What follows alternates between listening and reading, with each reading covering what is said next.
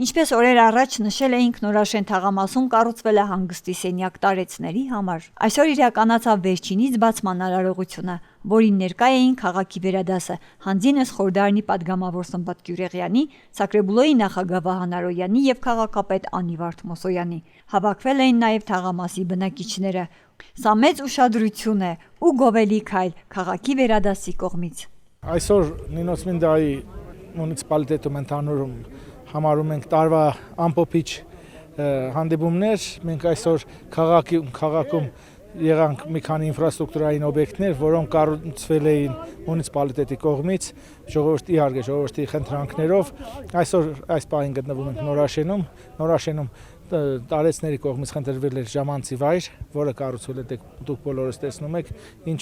շնորհակալ են ժողովուրդը եւ ինչ պայմաններ է ստեղծված ամեն ինչ բարձր մագարտակի կառուցվածը, որի համար էլի շնորհավորում եմ Նորաշենի բնակիչներին եւ Նինոսմինդայի մունիցիպալիտետի քաղաքապետարանի Սակրեբուլոյի անձնակազմին, որոնք